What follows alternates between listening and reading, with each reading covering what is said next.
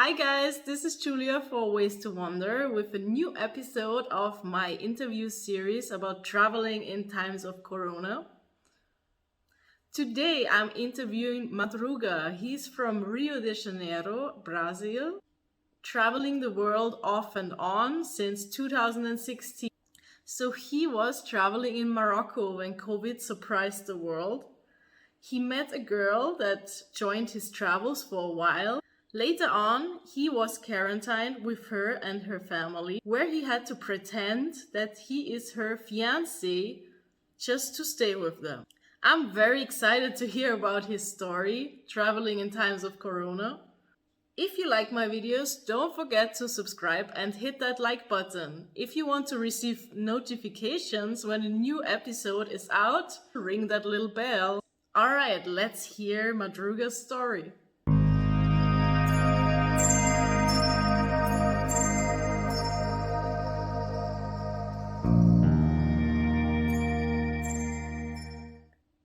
Hi Madruga, thank you so much for jumping on this call with me. I'm really excited to hear about your story and experiences. So tell me a little bit about yourself. Where are you from and where are you at the moment? So my name is Fabio Madruga. Everybody knows me by Madruga. It's like a nickname for a Mexican character. I can go deeper later. So I was born in Rio de Janeiro, the carnival city, the colorful city, the sexy city of Brazil. Everybody want to be there. And I spent, I guess, my whole life over there. And then I will start to feel that this was the life. And I have graduated in tourism, so I developed some tourism products to work with social tourism, so sustainable tourism. And I will start to do this in Rio de Janeiro, but wasn't enough. I want to see the world, I want to see everything, I want to see the old heritage sites, all the things that I was studying in the university, history, archaeology, architecture. This is the most thing that I like. And besides this, of course, nature. I love the nature. So I started traveling in Rio de Janeiro in my own city just to know it better than on the state, the province of Rio de Janeiro. Later on, I was traveling Brazil, the south part, going to Paraguay. And on Paraguay, I did my first volunteer in my life. So it was like some breakage time for me. And I see how it's easy to travel and how the people can help you, how the people have empathy. So after that, as I have a Portuguese father, so I have dual citizen, I traveled to Europe. First, I was in Netherlands because I have a girlfriend over there, and didn't work well. And I went to London. And in London, I was trying to make money and then travel, make money, travel, make plans and travel. And this is it, how it started. Oh, so you have a dual citizenship. That's why it was so easy for you to get to Europe and work here. So my father is from Portugal, from Viseu. It's a countryside city on the north part of Portugal. And my mother is from Rio de Janeiro. They met in Brazil. They made their whole life in Brazil. I have two brothers. They are Brazilian as well. And after that, I just get the dual citizen. I worked before in a cruising ship. It was like 2 years of my life. And by the time I was working the cruising ship, that I realized how I want to travel with freedom. Because in the cruising ship, I was a waiter over there, and it was like, sorry for saying that, modern slavery. This is the impression that I got for 3 years working in a cruising ship. And then I went to Netherlands, as I said before, and it was very easy. I just have to show the passport and the system. I don't even talk with a human being. So most of the time you have been traveling backpacking, right? I started backpacking in Brazil, as I said before, Rio de Janeiro, São Paulo, Paraná, all the south part of Brazil. And then I entered in South America in Paraguay. In Paraguay, I did 1 month of volunteer. I came back to Rio de Janeiro and tried to make more plans. And then I learned about couch surfing. So I rented an apartment in the historical site of Rio de Janeiro. I started to receive travelers, and that time it was amazing for me because I was receiving people from all over the world, people with no plans, people with a lot of plans, people with money, no money, people empathy, no empathy. So I just tried to build my travel character, just heard to these people and sharing the experience that they had before. And then I say, okay, now it's time for me to go to the world. Yeah, couch surfing is a really great way to get to new local people, to meet new people, to get to know different styles of traveling. I really appreciate this platform a lot. And I think there's like so many cool experiences you can get from traveling with couch surfing and like being hosted by different people. I love couch surfing, and like 90% of my travel, if I didn't enjoy camping, because I love to do white camping and to camp in the outdoors, 100% of my travel was going to be couch surfing. So 90% of my travel is couch surfing. I really love couch surf. So every time I have a space here, even in London, I try to host people because here is more complicated because you share a room. But in Brazil, I was always doing couch surfing. So usually when you travel, you work a little bit and save up money and then you go travel again. Do I understand this right? Like I'm using London as a base to make money and then to travel around the world. All right. So where have you been at when Corona started? Uh, Last year was really stressful. I was just okay. I need to travel because I was in the Balkans. I loved Kosovo. It was like it's a country that is not recognized by the majority of the countries. Serbia says it's Serbian territory, and everybody was saying to me, "Oh, it's too dangerous, too dangerous, too dangerous." And I was there, and I love it. And I say, "Okay, I need the feeling. I want to see more of countries like this." And then I was in London. I was 4 months here working already, and came December. So Christmas party here is very rush, busy, and nobody cares about you in the job. And you run, you do a lot of shifts. And I was okay. I need a break. So December, I asked my manager, okay, I need to go. I want to travel. So when it starts the new year, January, I want to get out, but maybe I can come back like in 6 months. And she said, okay, you can go. And then I heard about this. Oh, there is a virus in China, in Wuhan. Okay, nothing, not a big deal. I don't think it's gonna be a big deal. Let's just go to Portugal. So I went to Portugal. I went to Lisbon to visit my cousin, and I want to travel Portugal, not to know my country, even though it's not my country. When I get to Portugal, was the mid of January. I heard again about the coronavirus, but again, it was only on China situation. So it did not ruin my plans. I keep on my plans, and I want to travel Portugal, Spain, and to see the northwest part of Africa. You been when Corona started in Morocco, right? Yeah, so this is gonna start the funny story for everybody, not for me. And I started in the middle because Lisbon, and then I was went to the south by the coast. When I was in Algarve, I fall in love. I was about to stay just 2 weeks, but I stayed 1 month. I rent a place, and even though I rent by Airbnb, I was doing couch surfing. So I received some travelers in Algarve, in Portimão, and I love it. I was trekking every day. I was going to a different beach, and I see the whole coast. And I went to the border with Spain. Okay, so I see a very, very, very cheap flight to Morocco. It was €9 because my plan was to go from the border, €9? €9 to go to Tangier in Morocco. And I Okay. was okay. I just go to the coast, and then I got to Tarija, and I catch the cruise. I just cruise by boat. Okay, I do this. But then I say this flight, and I was in Faro in Portugal, and I say, okay, €9 is so cheap. It's better to go now. It was like the end of February. It's better to go now and see what happens. So I went to Morocco. So it was quase my dreams to know Africa. So I was in Tangier, the flight was there, and then I found a couch surfing, was okay. And then I went to Casablanca. Casablanca was okay, but started to be like a big deal, the coronavirus, because it was spreading through Italy, France, UK, and Spain. And that Spain has a border with Morocco, like it's a strait over there, close to Gibraltar. And then I was okay, but Morocco was like, okay, we're just collecting data, just ask for your ID, where you have been, where you're from. You don't need to do anything like further. Where you're gonna stay? Okay, you can be in contact with you. Okay, let's continue traveling. And then after Casablanca, I went to Marrakesh, I went to the Taboukal Mountains, Aisne, and then I went to Ouarzazate. When I was in Ouarzazate, I was about to go to the Sahara Desert. It was like my last destination to go in the Sahara Desert. But I want to do white camping. I don't want to do these ages and stuff. No, I want to be by myself. But when I was in Casablanca, I used the hangout of Couchsurfing. And then I met a Moroccan girl that she wanted to improve her English. And then we started to talk in Casablanca. She showed me the city, and she said, "You are traveling Morocco?" "Yes, I'm traveling Morocco." "Can I join you?"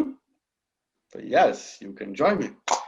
"Okay, so what you gonna do tomorrow?" "Tomorrow I have a train to go to Marrakesh, and I'm gonna meet a friend of mine. I have a friend. He's gonna be there for 3 days in Marrakesh, and then he wants to come back to another place." Okay. I didn't took serious. Okay, just a girl. She's not gonna come with me. Okay. I was in the train station. She was there. Really? This girl just met me. She's gonna travel with me. Okay. We went to Marrakesh. So I booked a hostel for 3 people when I was in the train.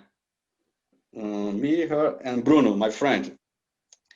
But I didn't know that for a Moroccan girl, she cannot stay in the same room as me. She needs to marry me. And I didn't know about this information. When we got there, Bruno was already there. So the guy didn't ask for NID. He just said, "Oh, Bruno is already here. Your friend is already here. You just can go. The room is number this." Okay. We went there, but she was on shock. She was like, "I'm not sleeping with 2 guys. First of all, he's gay. Doesn't matter what he's going to do." "No, I cannot because I'm Muslim, blah, blah, blah." And she's trying to explain about the religion, about the culture. And I try to understand and I say, "Okay, if you want to," and she was about to leave. She doesn't want to stay anymore. We went to get a ride in Marrakesh to see how the city. And then I started to talk to her. And then I convinced her to stay. So she stayed with us, was nice. Each one was in one bed. She was far of us. And then Bruno was about to go for a Sahara Desert agency. He wanted to do this. He invited me, and I said, "No, I don't want to go.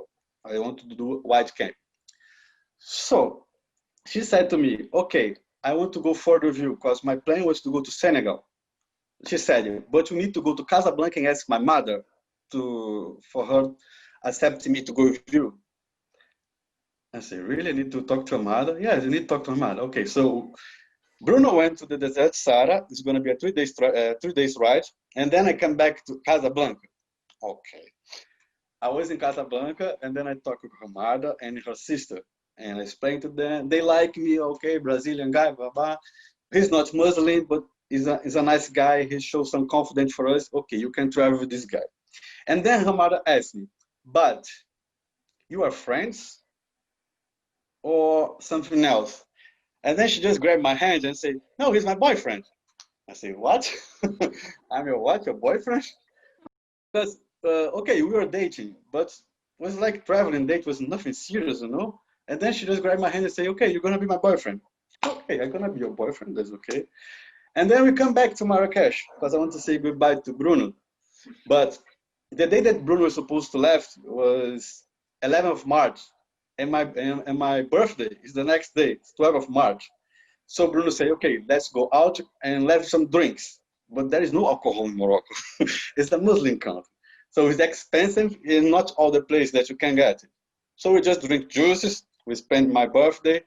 And then Bruno went to another city. And me and Amal is the name of the girl, we go to Aisne to go to the mountains to do the trekking in the Taboukal. We did over there, the Taboukal Mountains was Aisne. And then we went to Ouarzazate. It's like the place that they do the movies, and so it's a big place. But by the time I was in Ouarzazate, I already know it's like a big tourist concentration. It's going to be like full of tourists. When I was there, it was like a ghost city. There was nobody over there. And then I started to realize, hey, there is something very serious going on. Or just some private trips. So it was a tour guide. They come in a nice car, pick up the people in the hotel, go there, show the movie place, and then they come back. I was the only one like going around. And then for the first time, I heard that there was a Corona. So some people were calling me Corona because I'm not from there. Even though I don't look like Brazil or anything else, because she said that I can look like a Moroccan. but I have a lot of tattoos and I have this here, so they know that I'm not Moroccan. So they called you Corona. They call me Corona, and they will say some Arabic stuff. So she was translating, because if I was alone, I'm not gonna give importance for this. But I was with a girl that speak Arabic, and she was translating to me.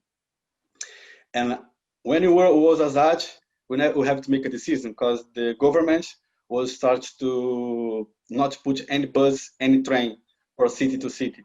Just emergency, so just if you have to cross to another city. But if it's not for tourism or for just going out, you cannot do it anymore. And they say it's gonna be on the 16th, and it was on the 14th that you were there in Azad. So we need to say, okay, we go to the deserts, we stay in the tent, and you come back and get better, or we can go for another place. And then she said to me, okay, let's go to my place. I talk to my family, I explain the situation, you stay with me. Okay, so this is the decision. So then we start all the things to get a little weird for me. She was speaking with her mother in the phone. It was a 12 hours bus ride, Ouarzazate to Casablanca. So she was trying to convince her mother if I can stay until everything go normal, even if you don't know how, when it's gonna be this. And then she said, okay, you need to speak with your father. And her father lives in another city, in Rabat, in the capital. But for this corona situation, they sent him home. So he will be home over there. So Omari's father was working in different cities. Yeah, he works and lives in another city, in Rabat. Okay. So what she said to me, that she spoke with her father and her father was okay. That I can stay like for 1, 2 weeks is okay. So I was okay. Let's go. The first time I was there, her mother was very nice. I already knew her. I already know her sister, and then I met the other sister. So there is 3 girls, mother, and then the father was coming as well. He does not speak English. Just her sister speak English. They speak Arabic, and her father speak a little of French, but I don't speak French. So okay. So I was there. He came and give him that eye, like, what the heck are you doing here with my daughter? And then he started to say something in Arabic, and then I just look at her. She was, trying to say, no, it's not what you think, blah, blah, blah, blah, blah. I feel, okay, something's gonna work here. But her father was okay on the first week with me. He was trying to understand, trying to see where I came from, how's the Brazilian thing. He loves politics, so we were speaking politics. She's doing the translation. So was okay by the time. Then she told me that her father wants us to marry. And I say, what? But she make like this, okay, we don't need to marry because we don't know each other. We are dating, I know, but for my family, I told him that we are engaged. How you are engaged with me? We know each other 1 week. How can you say to them that you are engaged? I said, this is the only way for them to let you stay with me. And I say, but the problem is her house, there's only 2 rooms. So 1 room is for her mother and the other stay the sister. She was living in the living room. She put like a wall made of paper and some plastic, and she just put some carpets on the floor, and then this was her room. And she said to me to sleep with her over there. So, and I told her, I cannot sleep with you in the same place because you know how is the Muslim situation is. I will not sleep with you here because it's going to be trouble for her. And she said, there's no other place for you to sleep. Or you can sleep in the bathroom. This is it. I say, okay. So I always see that every time her father was coming to the living room, he was looking, and I was just getting afar for her. Yeah, no, I'm not touch your daughter. I'm just reading a book here, okay? We are cool here. And then he was just saying some things in Arabic, and she was never translated these things. So every time he saw us together, he would say some Arabic words. Her mother was like to, okay, let's be okay, talk to her husband and try to see the situation, try to solve, try to him to understand, hey, have a little empathy, this guy, there's no place for him to be. There is no host. There is no hotel. He cannot fly back to any place. Okay. So the time I was in her place, there was no flights, not even to Spain, not even to Portugal.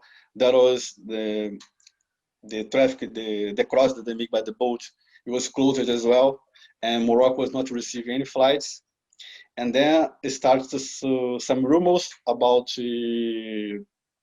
repatriation flights. And then I tried to enter in contact with both consuls, Brazil and Portugal, try to see if they have a solution for me. I explain the situation, but they say, there's nothing we can do now, there's nothing we can do. We'll try to repatriate you as much as you can, but now in Africa, we don't have anything going on over there. Okay, I have to wait. So I was waiting, and then one day I was sleeping, and then Amal just, hey, wake up, wake up. Yeah. Okay, we need to go now. We need to go now. Where? We're gonna marry. What? We're gonna what? Yeah, we need to marry now. What? And then her father was pick up some papers, some documents, and yeah, go where? Yeah, we need to marry now. No, I will not marry you. Come on, you're seriously?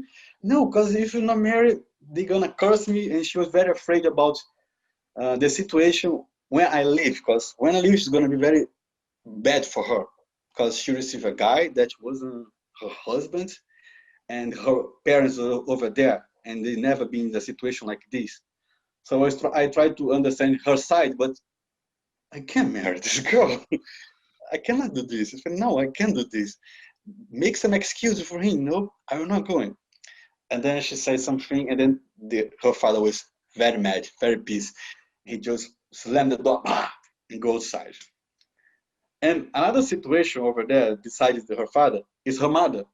Her mother does not believe in the virus. So we were jogging outside, running in the streets. But every time we come back, she came with a medicine, like some leaves. And she said to me that this is okay for the corona, because there is no corona. So you just take this and it's gonna be okay. You don't need to do anything. And I said, really? Yeah, it's just something that China invented, politics.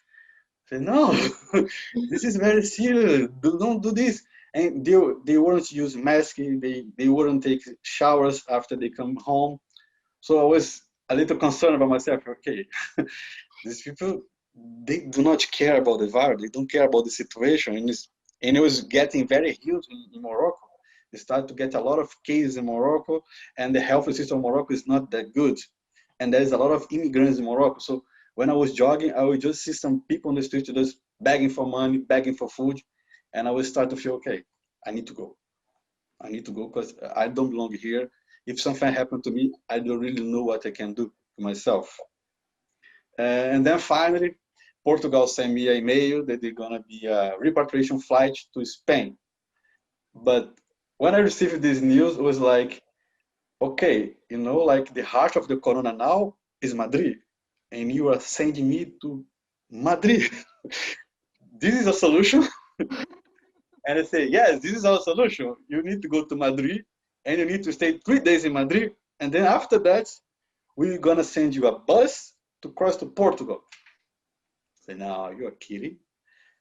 Yeah, so it was like the only solution, because Brazil doesn't. Sorry, but Brazil does not care about you. It was like, okay, Brazil, we don't know what to do. Okay, so I need to go to Portugal. I need to come back because I have a cousin over there. And then the first they say, okay, it's gonna be in 2 days. We need to give your documents, you give to ID. Okay, it's gonna be okay. Blah blah blah. Okay, you need to go to the airport of Casablanca. It's gonna be from Casablanca. Okay, the list is closed.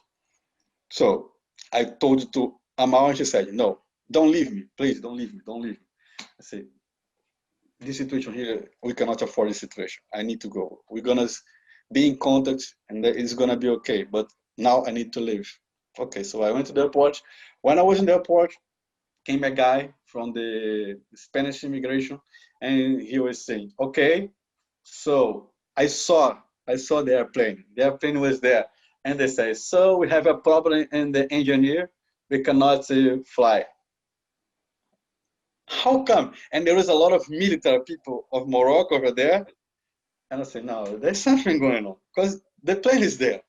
Everything was set up. And they say, okay, I'm really sorry, so you have to go home. We're gonna send you an email. And then I came home, and then I'm out. What you're doing here? So the reportation flight didn't work. They're gonna send me another flight. The time I put my foot inside of the house, her father was saying a lot of things in Arabic for me and for her. And she would say, okay, he doesn't want you to stay here. And I say, where am I supposed to go? To the street? I don't know where it's supposed to go, but you cannot stay here. I said, no, I don't have where to go. It's gonna be like 1, 2 days, please. And then she was speaking with her father. Okay, she's gonna allow you to stay 2 days. Okay, I stay. Finally, they send me another mail with another flight details. Okay, you're gonna go to Madrid, you're gonna stay 3 days in Madrid, then you're gonna send you a bus, and then across the border. Okay. And then she was again, please, don't leave me, because it's gonna be like a real bad situation after you leave. Marry me. And she was like, very serious with me, look at my eyes and, marry me. And I said, do you love me? I can learn how to love you. Are you crazy? Don't do this, okay? Just to stay in your life, we're gonna find a solution for everybody, okay? But I need to go. So finally I went back. I go to the airport. Was everything okay? I flew to Madrid.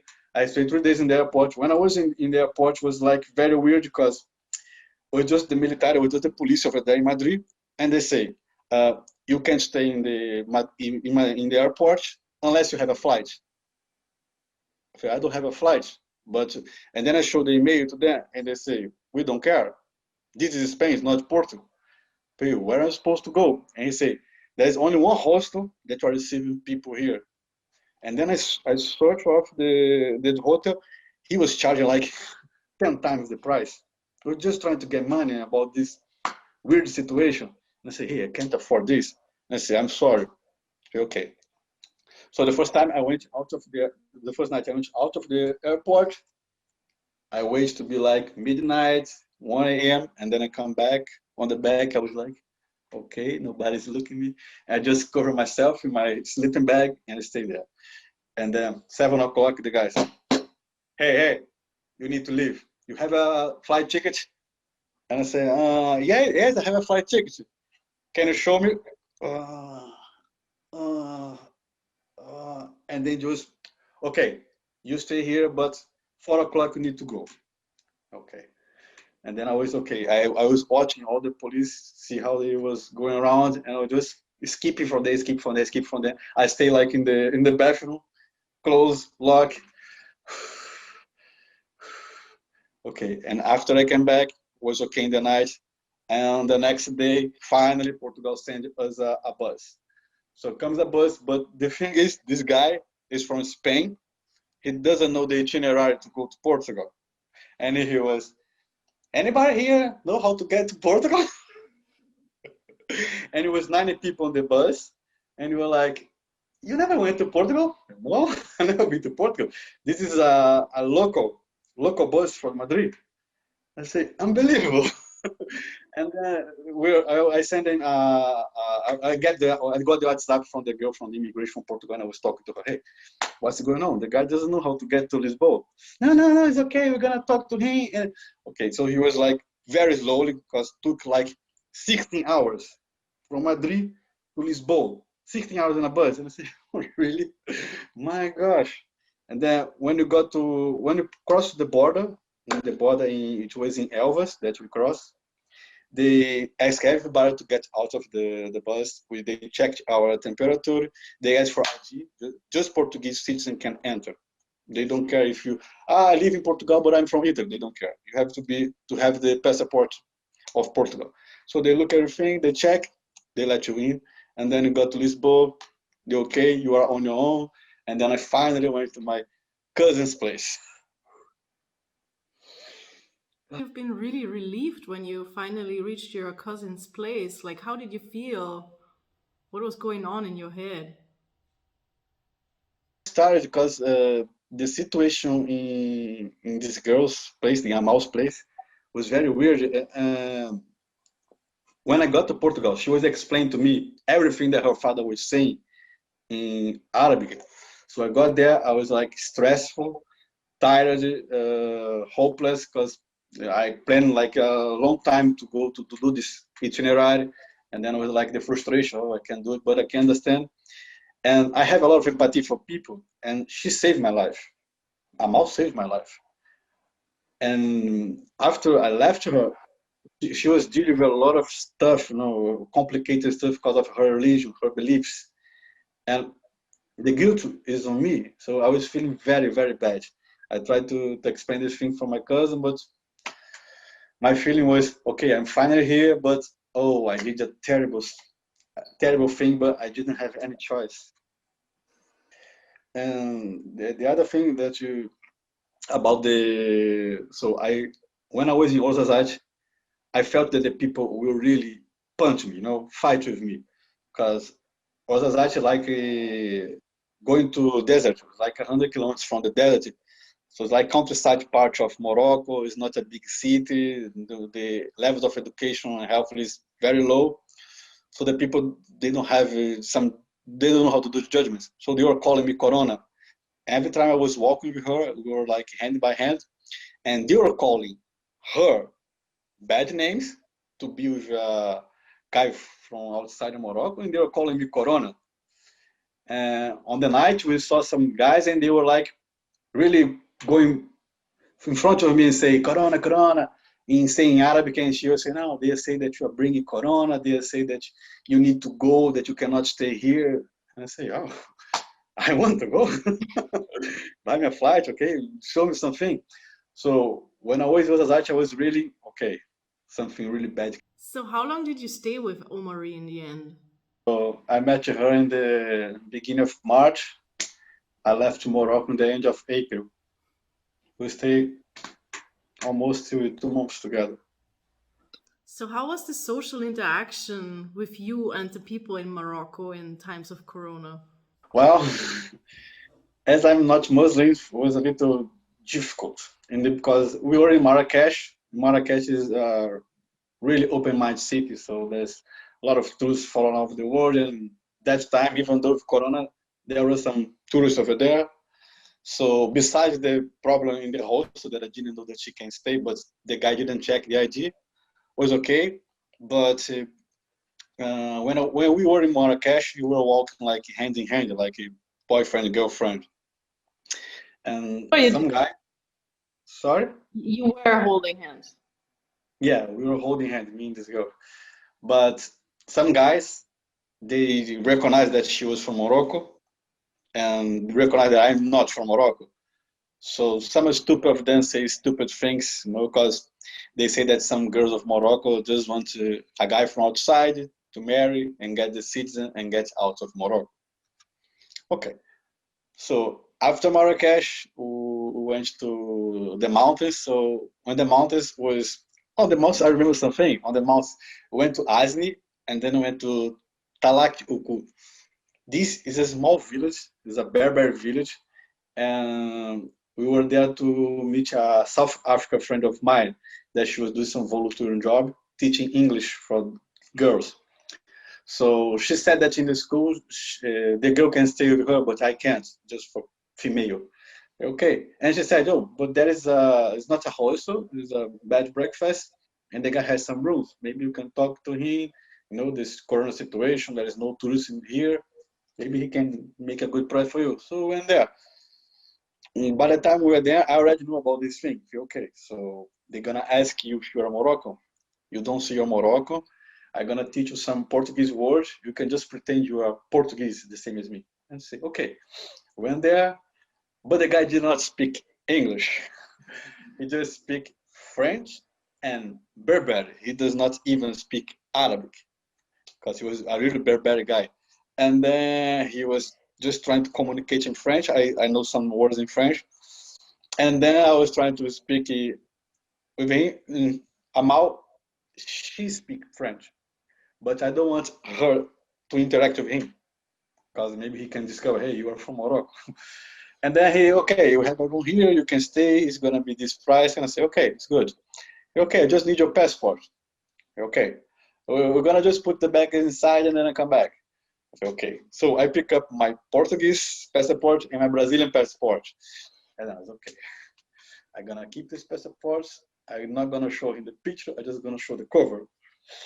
And then he was in a like in an office room. He was with a big notebook over there, and he was like, and he said, okay. Uh, he just turned the notebook and like fill up the data here. Okay, I just fill up everything. I use the whole information of my ID except the name. I just give you like a Brazilian name for her, and she Brazilian, yeah, she Brazilian, Portuguese.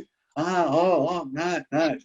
Morning he just prepared like a huge breakfast, a very better breakfast, cuisine. I really enjoyed, but he was like, I saw that he would like look at us. We were talking, then I guess he was thinking, if they both speak Portuguese, why they don't speak Portuguese? Well, we just speak English. You know? So it was like giving that look to me, but okay, they paid, they're gonna leave now, no big deal. And then I say, oh, okay. So after the mountain, we did the trek, and then we went to Ouarzazate. Ouarzazate was the scary part because we got a couch surfing over there, and the guy was really amazing. Even So that was when you were traveling together before Corona, before the quarantine at her family's place. no, this was it was in March, so Corona was already happening in Morocco. Was started to be a big thing, but it was like low cases, no deaths in Morocco, so which was a little okay. They just say, okay, use masks, sanitize your hands, wash your hands, give some space for people. Don't. It was like just some advice. It was not a big thing. And I always was Azite. It's a small city, a tourist city. When you were there, then I started to hear some Corona, Corona. Some kids passing for me, Corona, Corona. I say, okay. And then they say some Arabic stuff, and then she was translating, they say that you're bringing Corona to them. Blah, blah. Yeah, okay, very nice of them. And was that we got a couch surfer, but this couch surfer was, for me, it's okay. This guy lives in a room with three guys, and there is no bathroom. There's no bathroom. There's a hole. There's a hole over there, and that is it. I really don't care. But I was with a girl, and then she was like, "This is the bathroom." I guess it is. I can't stay here. Yeah, but there's no hostel because there is no hostel. There's no anything. I understand I can rent I can pay for a hostel for us, but there is no hostel. So I tried to find another couch surfer, and then I found a guy that he had a hostel over there, and he was like doing some scam. This guy, because he just asked for people from outside Morocco to give the passport. I guess he was pretending that you were staying over there. We put the data, and then he will receive some money of the government. Bang. Well, I really don't care. So I went to this hotel, and then guy was okay, just coming here, and then he was talking to me, and then he said something in Arabic, and then I didn't understand, and then she answered, and then he looked at me, she's Moroccan. Yes, she's Moroccan. She's your wife?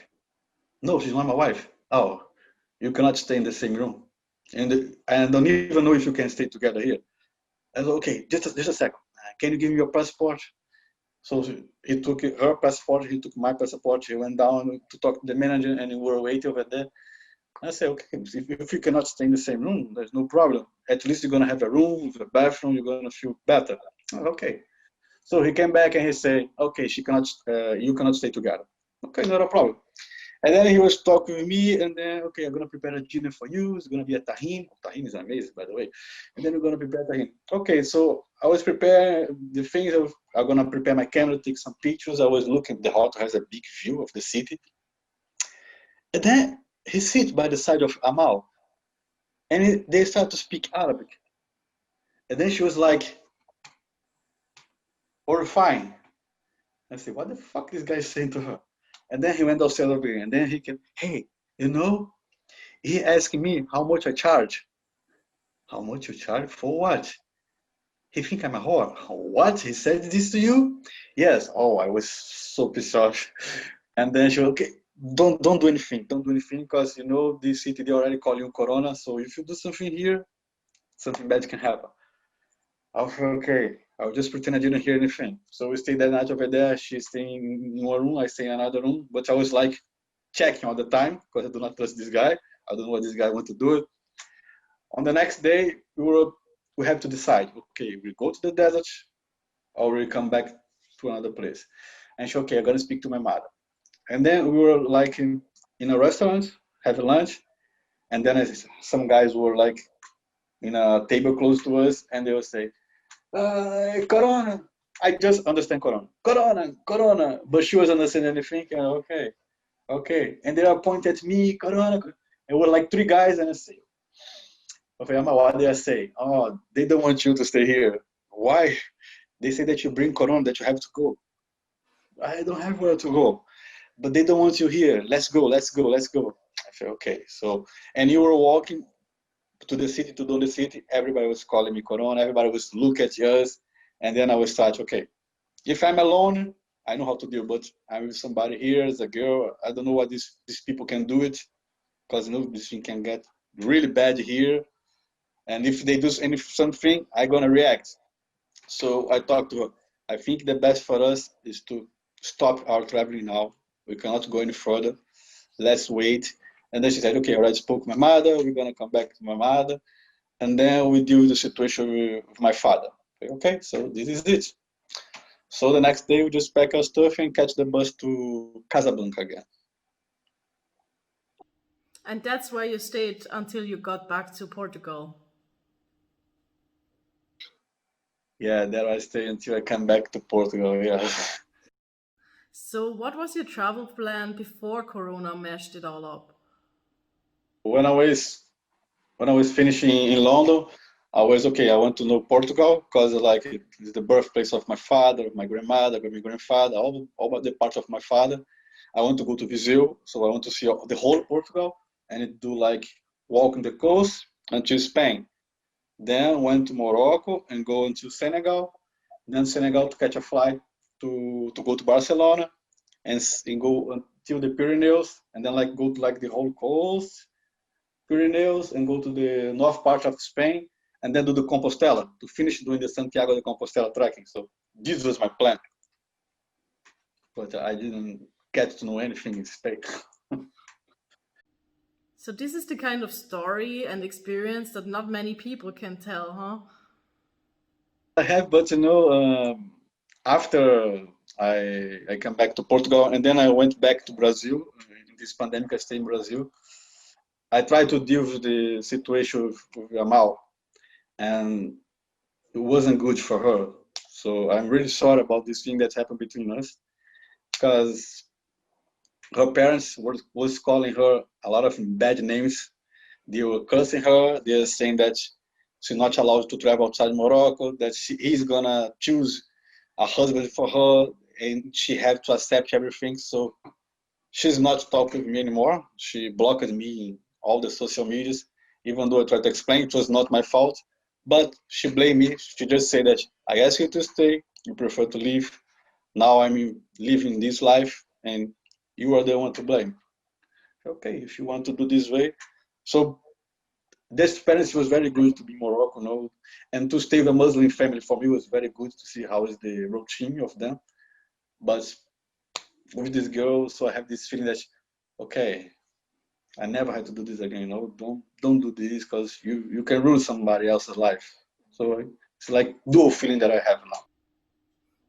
Yeah, I understand. Like, you had no bad intentions at all, and the outcome just was not in your control. You just couldn't influence, or you just had no other choice in like staying there for quarantine, and then it just really got out of hand.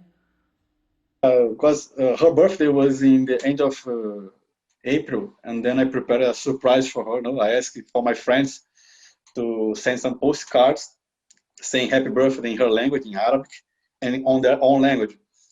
So everybody was taking pictures about beautiful places and postal cards saying, okay, happy birthday, Amal, happy birthday, Amal. And then I collected this. I do some videos for her with our pictures, with Moroccan pictures. And then I sent to her and she said, okay, it's really nice, but don't talk to me again. I'm sorry that the story had to end this way. Yes, but I understand her, no? Even though I don't agree, I really understand her. Are you So, what are your further travel plans? I'm back to London. I'm planning to come back to Morocco because I made some friends in other cities. I brought something from Brazil to them. I want to finish Morocco because I didn't saw the Sahara Desert, so I didn't saw the south part of Morocco. And now I want to go further until the Ivory Coast. So now it's a big traveling that I want to do in Africa. So, where can people follow your journey? Do you have social media or any pages that you want to share with us? So yes, so I'm just creating now Instagram. Have like 1 month. Is Sagamundo is a Portuguese name, but don't get tricked. I write in English and in Portuguese, so everybody can understand. And then I want to do a YouTube channel as well with the same name, Saga Mundo. I'm definitely looking forward to following your journey. Let's keep in touch and thank you so much for jumping on this call with me. It has been very interesting, a very special story, a one of a kind experience. So thank you again for sharing all of this with me, with us. And thank you for the opportunity to share my story with some more people, and just to show the people how couchsurfing works, how good is couchsurfing, and how good it is to travel the world and the bunch of surprise that can happen while you're traveling. Yes, very true. Expect the unexpected. Yes, a lot of unexpected stuff, and you just have to deal with this. Thank you so much, Madruga. Have a great day and until next time. Bye. bye bye. Guys, thank you so much for watching. If you like my videos, don't forget to like and subscribe and hit that notification bell button to get notified when I launch the next episode of Traveling in Times of Corona. I am as well working on creating a bunch of more content, inspiring you guys to lead a more adventurous life and give you tools and resources to do so.